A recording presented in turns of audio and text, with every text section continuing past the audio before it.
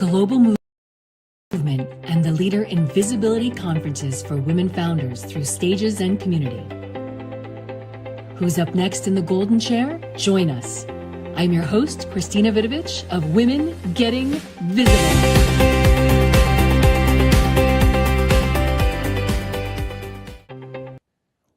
Hello, everyone around the world. I am so happy to have my next guest, who I met at PodFest. Yes, she is a fellow podcaster and a funny gal who makes me laugh, makes me smile, and you will too. Here she is, Miss Julie Riga. Hi. And wait, here's more. Wow. Just for you, Julie. Thank you. I just want to make sure you're okay. You can hear me. Good. Absolutely. Yes. So tell us where you're calling from and a little bit about you. Yes. Well, I'm calling from the beautiful city of West Palm Beach, Florida. Oh. Yes. Thank you. And I moved here 2 years ago from the beautiful countryside of New Jersey. And so here we are in West Palm Beach, Florida. I am a coach and a consultant and a podcast host. I mainly work with small business owners that are ready to build and scale their businesses. And I do that through one-on-one coaching. I do that through group coaching and being a voice of entrepreneurship on podcasts.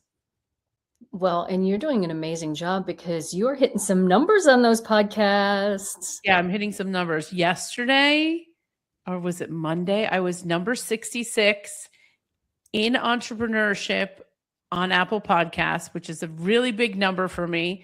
I'm moving, like, it depends what day it is, but like on a good day, that was a good day. So I teeter between 66 and like 89. But it's very interesting how the algorithm really favors to when you drop your next episode. So when you drop the episode, that's when you start moving around. But I'm getting about 30,000 downloads a month on my podcast.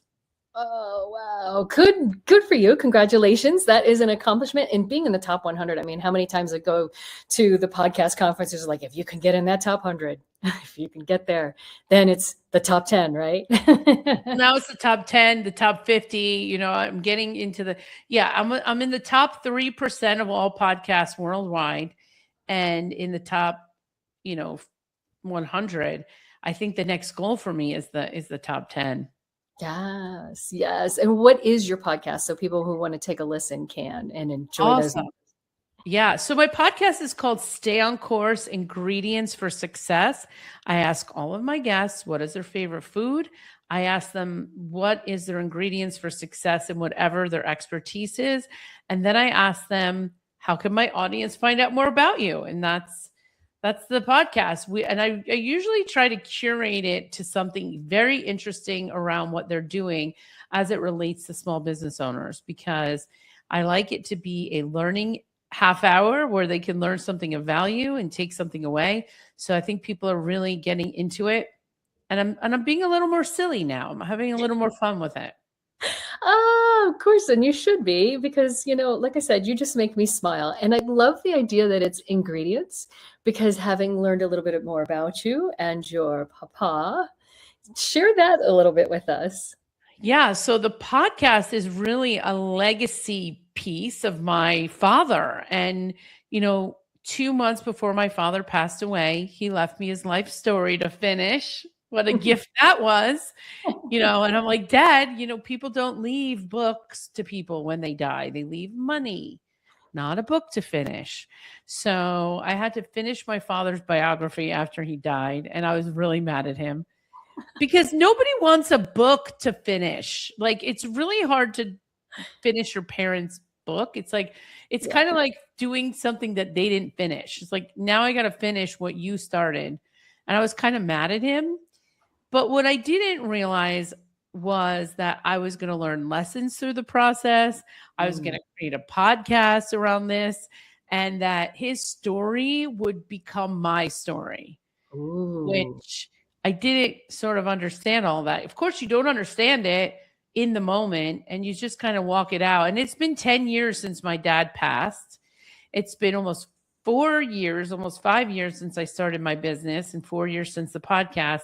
But this is the gift that keeps on giving. Like it's not quitting my dad. Like he's staying with me and he's part of the podcast. He's part of the story. And, you know, that's the lesson of legacy, that you carry your parents with you as you do the rest of your life. And hopefully if you do it right, then your children will take on your legacy as they go on their life. Yeah, you know, I love legacy. That's such an important thread for so many people because there hits a point in our life of going, what are we doing and what are we doing for the next generation, as well as for ourselves? What have we been doing? And you, having started this new career, took a real pivot from where you were. Yeah. Well, I had a really nice job in the pharmaceutical industry where I was making a decent amount of money and kind of realizing that there were things that were undone. So there were a lot of things that were not finished in my mind that I just never got to as a kid. I had all these dreams. I'm really a creative. Like at the end of the day, I am probably the purest form of a creator. And I was masked in this wrapping of, being a corporate executive. Yeah. And, there's a lot of rules in the corporate space. A lot of rules. Tell us about those rules. There's just lots of rules. One rule is like, it just depends about how much you're allowed to be you. Mm-hmm. At least that's what my experience was. Like you need to be what they want you to be and do what they want you to do. And that's, they're paying you. I guess you should be. But there was this like misalignment inside of who I was and, masking that part of me and sort of like putting that creative side to sleep every day when you woke up in the morning. It's hard. Because you have your personal life. It's a good way to see it, right? It's kind of like did you see this show Severance, Christina? Yeah. It's kind of like Severance, right? You get to the place and you put on this new persona. You go up in the elevator and you forget who you are. It's such an interesting show, right? Like the whole show is so interesting. And you forget that you're this person and you just do and you be what they want you to be. Yeah. Well, what was it that made you pivot, that took that moment and said, okay, this isn't Julie. This is not me. This is not true to my heart anymore. Or if it was even true to my heart, even if it was pretending today to put on that big smile as I went up the elevator and did the things I needed to do. What was that moment, that pivot moment? Thank you. That's a good question. Because it was a lot of resistance. So as I was trying to be in this space that I knew I didn't belong in, the atmosphere was literally resisting me from being there. Ooh. And, you can only take so many hints till you're like, okay, noted. Okay, I learned the lesson now. You know what I mean? It's one of those things. And there's a lot of stress that goes involved. There's a lot of bureaucracy. There's a lot of situations, and then sort of like realizing like, oh my gosh, what are you doing? And your ideas are not welcome here. Your person you're really just not welcome here unless you're going to be and do what we need you to be. And I think that was my hardest part. Like I couldn't be me. And I had to dim my light for people. And you can only do that for a season until that resistance like literally pushes you out. So that resistance, there were multiple circumstances that like literally if God was there, he would be like, okay, Julie, this is what you wanted. Remember? Remember what you asked for, Julie? And it was very hard because when I got what I wanted, I'm like, damn it. Why did this happen to me? It was one of those things. It was like, no, you asked for this. You wanted this. Yeah. And now it's happening and you're complaining at the way it's happening. I didn't like the way it happened, Christina. I didn't like the way this thing went down. It went down in a way that was very uncomfortable. It was just uncomfortable. Yeah. So, for all those people out there that are working a corporate job and feeling like there's more, well, there might be more. Yeah. There might be more for you. And the more you resist the resistance, the more sick you get, frustrated, angry, anxious, your relationships start to fail. All of that happens because you're just not living in alignment to who you are. Yes, 100%. And how many women, men, people that I've met who have talked about that sense of burnout, sense of unhappiness, who end up getting sick and say, my job is literally killing me. And finally say, oh, it's time to move on. And it's just like it is a transition to go through and figure it out, that transition of moving out to the next step. How long did that take you to go, okay, I'm not happy. I need to do some steps to get to this next place? Interesting. At some point it was a mutual agreement for me. It was time for me to leave. And literally a month later, not even a month later, I get an invitation to interview for yet another job. But this time it was a consulting job, and it was going to be a way for me to slowly integrate into my new life. And I took the job. I really didn't, at the first time I heard of it, I'm like, this isn't right. I shouldn't do this. But then I was like, you know what? Maybe I will do this, but use it for me this time. Ooh. Really use that opportunity. It was a consulting job, and it was a really good consulting job. It was like, it was 40 or 30 hours a week. I made it 30 hours a week. I made it less than a full-time job. I made my Fridays available to start working on my business. And I pursued this as a consultant. Like, they are hiring me to do the job, and that's what I do. I finally got the message in the lesson, Christina, after all that time. It's like, just do the job they're hiring you for. Like, don't start to innovate and make things better and bring your creativity to the table and bring all the gifts and tools that you have. No, none of that. It was none of that. I wasn't doing any of it anymore. Wow. I was doing the job they asked me to with no questions. Yeah. And that was a different mentality. It was a different mindset going in there.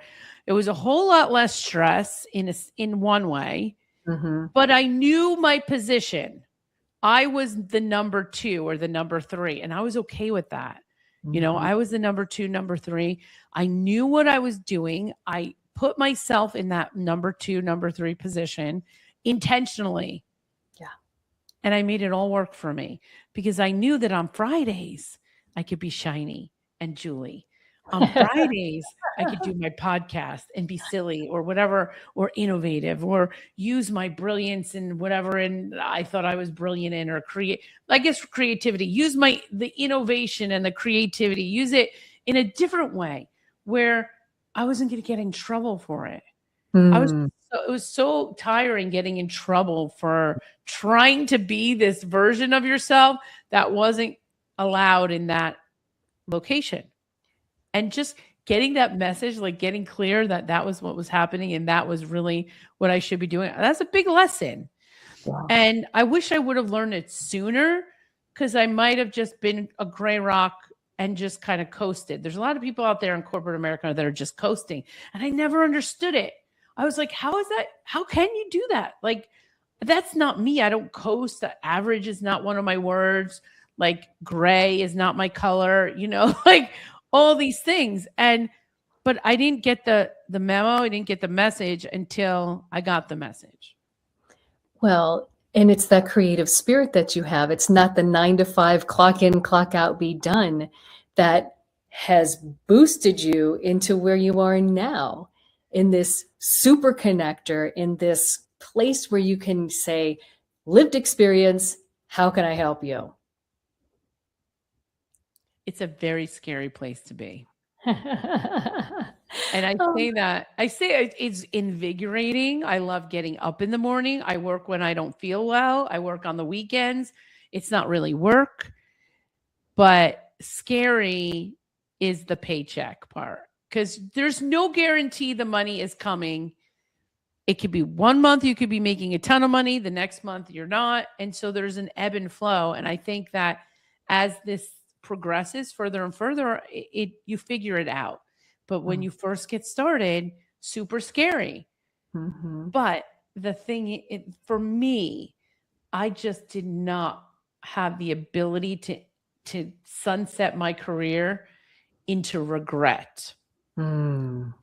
And there was something about the age 60 that scared me, to be honest, because I have energy now. So I started my business in my early 50s, and I'm like, I have the energy now. I don't know at 60 if I will have the mental capacity and like vigor that I have right now to start a business at 60, Yeah. But I knew that I would always have to do this. This is something that I had to do, because there were pieces of this that I never got to do. So. Yeah. Well, I want to dig more into that. We have a mid-roll break coming up right here to talk about our visibility accountability group that we run here at Women Getting Visible. Share your story, own your name, step in the light, ignite your flame, show up, shine out, it's time to be heard, flip fear into power with every word, visibility, accountability, we write a wild new legacy. And there we go. Visibility, accountability. So let's talk about that for a moment. What is it when someone's coming to you that they're looking for and that you can shine and help them in the place that you are now? Yeah, a lot of people that I work with are small business owners. And so they're in two reflection points. They're either starting their business and they need to understand how to run their business, get clients, build their offer, get on stages, or they're at the place of their business where they need to hire a leadership team, become the real CEO of their company. And that's like a leadership coaching kind of engagement. So I work in those two spaces, and a lot of the aspects of those bleed into each other. They're just different. They're at different time points, but those are the people that I work with, and that's the programs that I have. Yeah. So if you have to give a piece of advice to someone who is brand new in entrepreneurship, because I mean, I've been there, you've been there, there's so many people who are stepping into that world. What would that first piece of advice be to a brand new entrepreneur?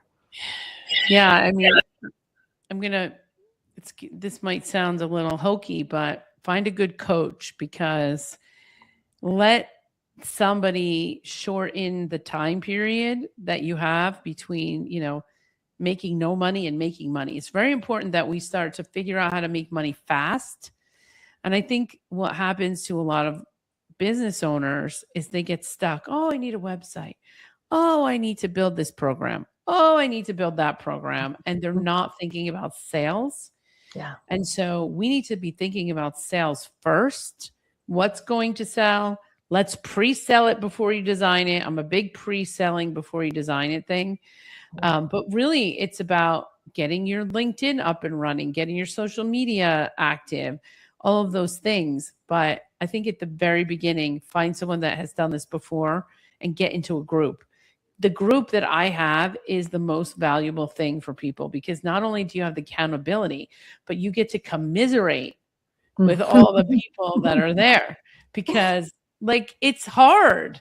It's really hard, especially for someone coming from corporate America. If you've come from corporate America and you have this big infrastructure, okay, think about this, and you have the support and you have people, and then you go out on your own and you think you're just going to survive on your own. I don't see that happening. I think you have to invest in a coach. When I first started, I think I had 7 coaches, maybe 8 coaches, one for something different. But my coaching program kind of dabbles in a lot of those things. So I took all the stuff that I learned from all those coaches, used it in my own business, curated it so that I could bring everything together.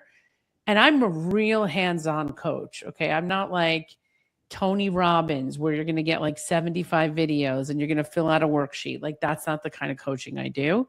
I work one-on-one with people. I work in group with people in real time. And I think that's going to be super important as we get into the age of AI. One of the things that as a CEO, I hate is when someone sends me videos. Oh, watch these 10 videos. You'll figure it out. I'm like, no, I don't have time. I don't have time for 10 videos to watch and like to look at all these details. Like, that's not going to work for me. So I've designed my program for people that need that. Hey, let's do this together. Let's roll up our sleeves. We're going to do this together. And like on Fridays, I work on calendaring with people. I go hour by hour in people's calendars to make sure they have the right things at the right times in their calendar and they understand what they need to be doing in those times. So in many ways, I become like not their boss, right? But if they had one, I would be it. I would be that. Oh, I love it. I love it. And I think it's real important to have support for sure. So, you think about somebody who's starting out, just like you're talking about, it's like, okay, we need to make money, but if there's no money coming in, there are always ways to find people who will help support you in those early days to get you through. And it's interesting because that's one of the pieces of advice that I love to give to somebody who's brand new, going, think about what this business is going to look like. Do you want to run the business or do you want the business to run you? So make sure that you align with the right people that are going to help you be in your brilliance and be in that space. And I think that's wonderful that you're offering all the way down to calendaring. That's great. I was just talking to one of my students before, and he was like giving me a testimonial. And he's like, Julie, the program I hate the most is the calendar program, but it's the one I need the most. And I'm like, thank you. And this is why we do it, because entrepreneurs are very distracted. There's so many things to do. And so if we don't focus on the actual tasks we need to get done, we're not going to have the business we want.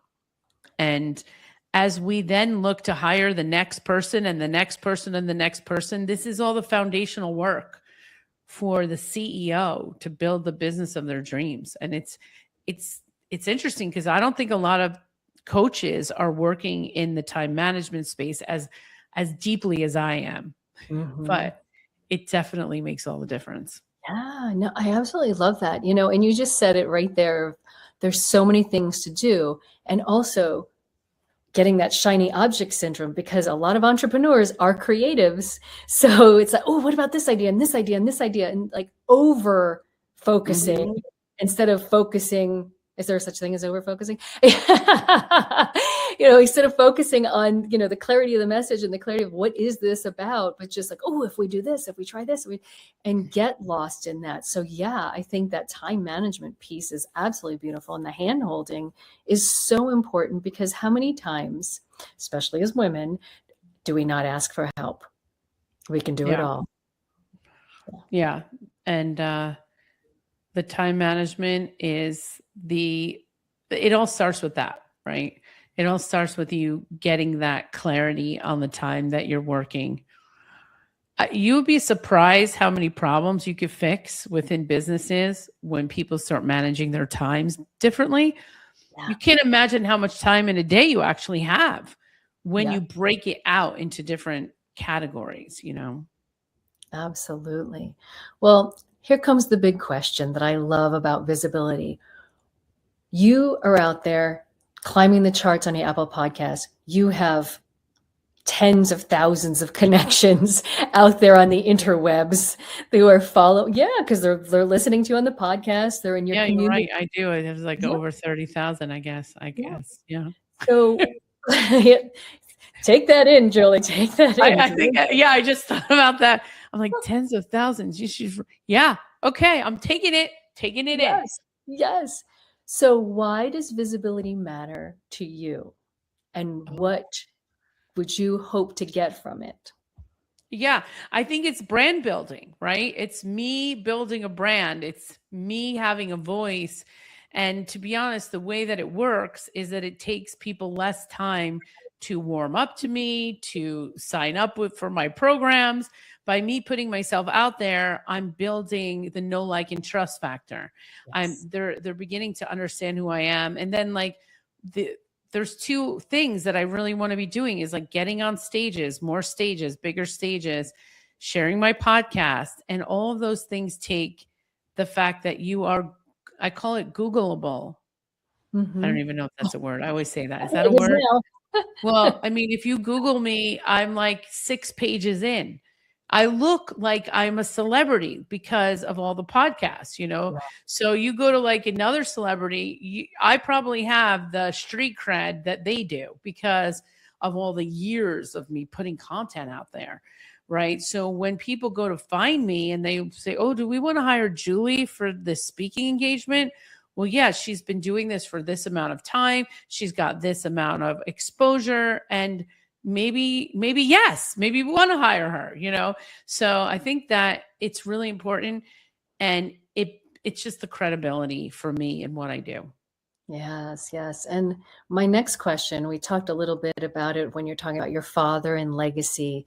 So when it's time for Julie to sunset and just sit on that beach in Florida and be done with everything, what is that last talk that you want to give? What is that piece of legacy that you want to leave behind? Oh, that's so interesting. Because when I wrote my TED Talk, I did it before this journey. Ooh. But what I didn't think about is what I would say after this journey. Totally.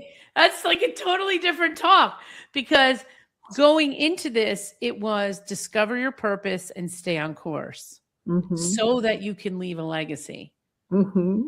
So I'm in the so that you can leave the legacy part, and I haven't really designed what that looks like. Maybe that's the next book.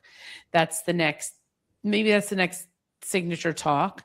I need to write my own book, but I think I think what I would say to everybody is like, you have to try. Don't not try because you think it's hard. I think that's the thing. Like, don't sit on the sidelines because you think it's impossible if you know that this is going to be a regret for you. So I think at the end of the day, set yourself up so that you can live a life without regret, and set yourself up for a life that you can fall in love with. That is what my last talk will be. Set yourself up to create a life that you can fall in love with. Ooh. See, if you don't love Julie by now, my goodness, what's wrong with you? That's all I'm saying. Julie, if somebody wants to buy the book, they want to get coached by you, they want to find out who you are, how does someone get in touch with you? Absolutely. JulieRiga.com. That's JulieRiga.com. You can find all of my information on there. There is a link to schedule a call with me. I'd love to chat with you. The book is there, the podcast there, a little bit about the programs, but more importantly, schedule a call with me. If you'd love to be on my podcast, learn about my programs, I'd love to have a conversation with you. Fantastic. And there it is, JulieRiga.com. Julie, I love you. You're just amazing. And that's all I'm going to say. Okay. So with that, I'm on my way to the airport and heading your direction. So amazing. So thank you so much for sharing your wisdom with our watchers and our listeners today. And maybe we'll have this part 2 interview of that legacy in 10 years. Yes, we will. Yes, we will. All right, my friends, thank you. I am Christina Vidovich, and this is Women Getting. Who's up next in the Golden Chair? Join us next week. I'm your host, Christina Vidovich of Women Getting Visible.